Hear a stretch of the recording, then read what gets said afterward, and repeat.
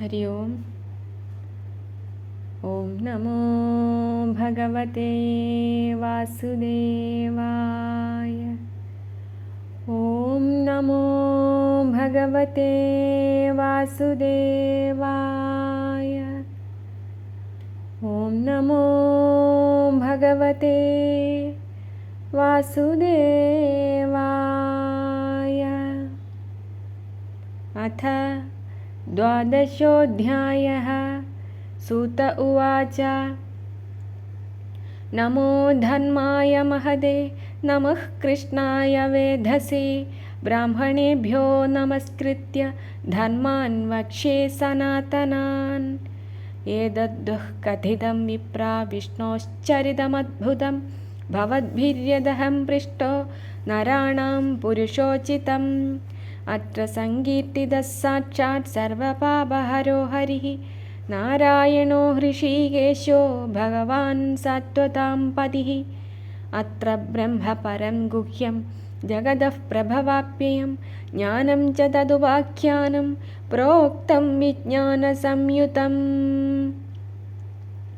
भक्तियोगः समाख्यातो वैराग्यं च तदाश्रयं। पारीक्षितमुपाख्यानं नारदाख्यानमेव च।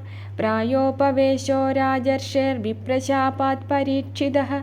शुकस्य ब्रह्मर्षभस्य संवादश्च परीक्षितः। योगधारणयोत्क्रान्तिः संवादो नारदाजयोः। अवतारानुगीतं च सर्गः प्राधानिकोऽग्रतः। विदुरोद्धवसंवादच्छत्रुमैत्रेययोस्ततः।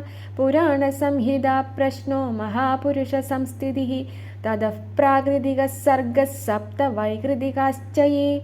ततो ब्रह्माण्डसम्भूतिर्वैराग्यः पुरुषो यतः। कालस्य स्थूलसूक्ष्मस्य गतिः पद्मसमुद्भवः। भुव उद्धरणीं बोधेर्हिरण्याक्षवधो यथा। ऊर्ध्वतिर्यगवाक्सर्गो रुद्रसर्गस्तथैव च। अर्धनारी नरस्याध यतः स्वायम्भुवो मनुः। शतरूपा जया स्त्रीणामाद्या प्रकृतिरुत्तमा। सन्तानो धर्मपत्नीनां कर्दमस्य प्रजापतेः। अवतारो भगवतः कपिलस्य महात्मनः। देवहूत्याश्च संवादः कपिलेन च धीमता। नवब्रह्मसमुत्पत्तिर्दक्षयज्ञविनाशनं। ध्रुवस्य चरितं पश्चात् पृथोः प्राचीनबर्हिषः। नारदस्य च संवादस्ततः प्रय्यव्रतं द्विजाः। नाभेस्ततोऽनुचरितमृषभस्य भरतस्य च। दीपवर्षसमुद्राणां गिरिनद्युपवर्णनं। ज्योतिश्चक्रस्य संस्थानं पातालनरकस्थितिः। दक्षजन्मप्रजेतोभ्यस्तत्पुत्रीणां च सन्ततिः। यतो देवासुरनरास्तिर्यङ्नगखगादेह।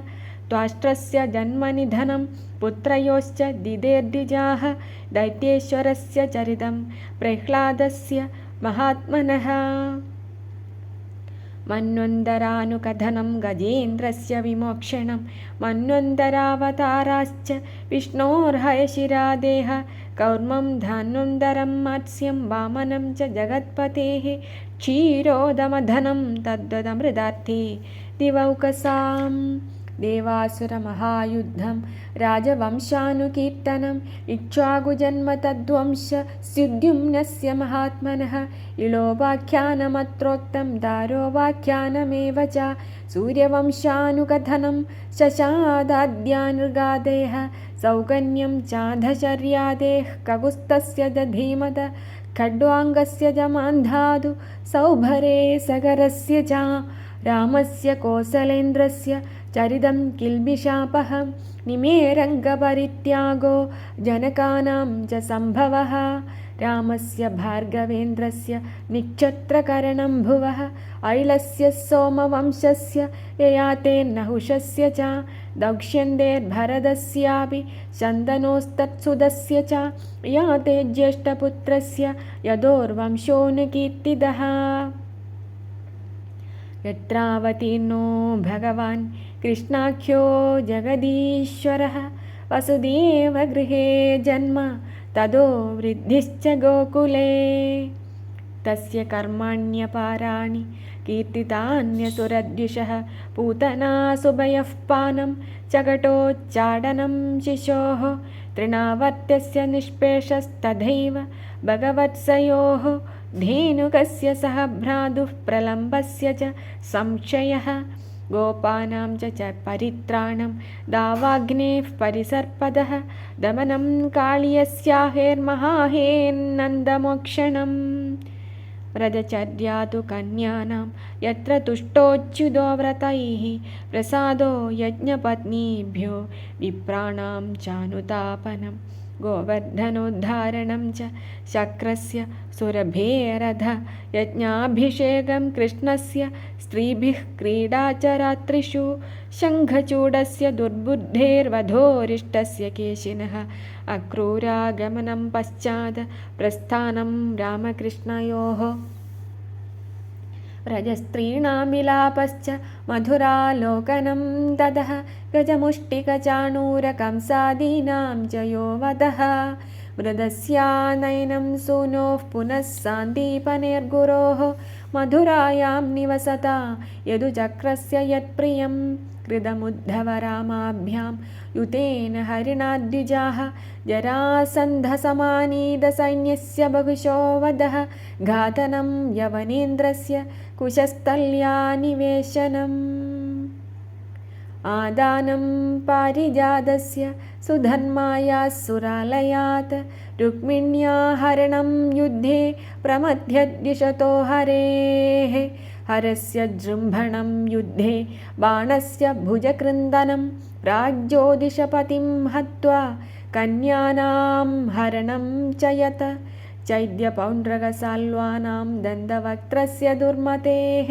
शम्बरो द्विविधः पीठो मुरः पञ्चजनादेह माहात्म्यं च वधस्तेषां वाराणस्याश्च दाहनं भारावतरणं भूमे निमित्तीकृत्य पाण्डवान् विप्रशापापदेशेन संहारः सकुलस्य च उद्धवस्य च संवादो वासुदेवस्य च अद्भुतः यत्रात्मविद्या ह्यखिला प्रोक्ता धर्मविनिर्णयः तदोमत्यपरित्याग आत्मयोगानुभावतः युगलक्षणवृत्तिश्च कलो नृणामुपप्लवः चतुर्विधश्च प्रलय उत्पत्तिस्त्रिविधा तथा देहत्यागश्च राजर्षेर्विष्णुरादस्य धीमदः शाखाप्रणेन मृषेर्मार्कण्डेयस्य सत्कथा महापुरुषविन्यासः सूर्यस्य जगदात्मनः इति योक्तं द्विजश्रेष्ठा यत्पृष्टोऽहमिहास्मि वः लीलावतारकर्माणि कीर्तितानीह सर्वशः पतितस्खलितश्चात्तच्छुत्वा वा विवशो ब्रुवन् हरये नम इत्युच्चैर्मुच्यते सर्वपादकात् पतितस्खलितश्चात्तच्छुत्वा वा विवशो ब्रुवन् हरये नम इत्युच्चैर्मुच्यते सर्वपादकात् पतितस्खलितश्चात्तच्छुत्वा वा विवशो ब्रुवन् हरये नम इत्युच्चैर्मुच्यते सर्वपादकात् सङ्गीत्यमानो भगवानन्दः श्रुतानुभावो व्यसनं हि पुंसां प्रविश्य चित्तं विधुनोत्यतिशेषं यथा तमोर्को भ्रमिवातिवातः वृषागिरस्ताह्य सतीरसत्कथा न कथ्यते यद्भगवानधोक्षजः तदेव सत्यं तदुहैव मङ्गलं तदेव पुण्यं भगवद्गणोदयम् तदेव रम्यं रुचिरं नवं नवं तदेव शश्वन्मनसो महोत्सवं तदेव शोकार्णवशोषणं नृणां यदुत्तमश्लोकयशोऽनुगीयते न तद्वजश्चित्रपदं हरेर्यशो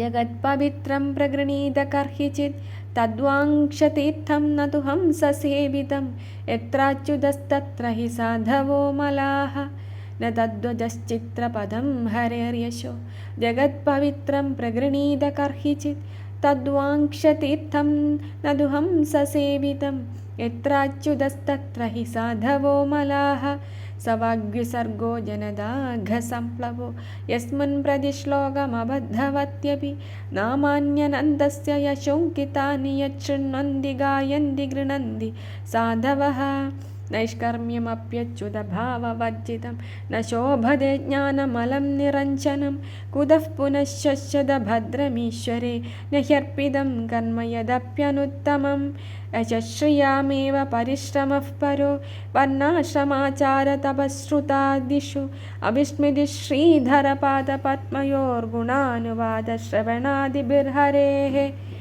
अविस्मृतिः कृष्णपदारविन्दयोः क्षिणोत्यभद्राणि शमं तनोति च सत्त्वस्य शुद्धिं परमात्मभक्तिं ज्ञानं च विज्ञानविरागयुक्तं यूयं द्विजाग्र्यावद भूरिभागा यच्चश्वदात्मन्यखिलात्मभूतं नारायणं देवमदेवमीशमजस्रभावा भजता विवेश्यम् अहं च संस्मारित आत्मतत्त्वं श्रुतं पुरा मे परमर्षिवक्त्रात् प्रायोपवेशे नृपतेः परीक्षितः तदस्य क्षीणां महतां च शृण्वताम् एतद्दुःखदिदं विप्राः कथनीयोरुकर्मणः माहात्म्यं वासुदेवस्य सर्वाशुभविनाशनम् एवं श्रावयेन्नित्यं यामक्षणमनन्यधीः श्रद्धावान् योऽनुशृणुयात् पुनात्यात्मानमेव सः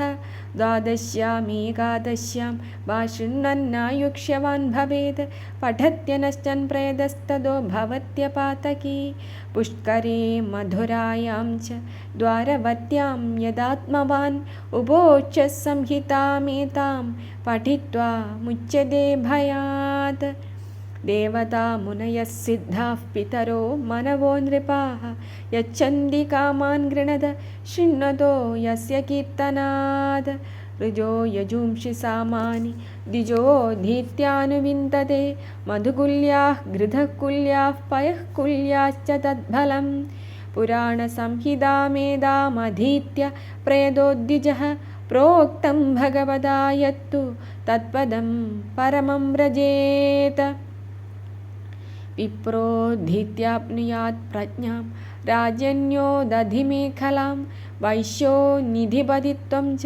शूद्रशुद्धेदपादकात् कलिमलसंहतिकालनोऽखिलेशो हरिरितरत्र न गीयते ह्यभीक्ष्णम् इह तु पुनर्भगवान् शेषमूर्तिः परिपठितोऽनुपदं गधाप्रसङ्गैः तमहमजमनन्दमात्मतत्त्वं जगदुदयस्थितिसंयमात्मशक्तिं द्विपदिभिरजशक्रशङ्कराद्ये दुरवसिदस्तवमच्युतं नतोऽस्मि उपचितनवशक्तिभिः स्व आत्मन्युपरचितस्थिरजं गमालयाय भगवदौपलब्धिमात्रधाम्ने सुरर्षभाय नमः सनातनाय स्वसुखनिभृतचेतस्त्वद्व्युदस्तान्यभावोऽप्यजितरुचिरलीलाकृष्टसारस्तदीयं व्यतनुदकृपया यस्तत्त्वदीपं पुराणं तमखिलवृजिनघ्नं व्याससूनं नतोऽस्मि हरि ओं तत्सत् श्रीमद्भागवते महापुराणे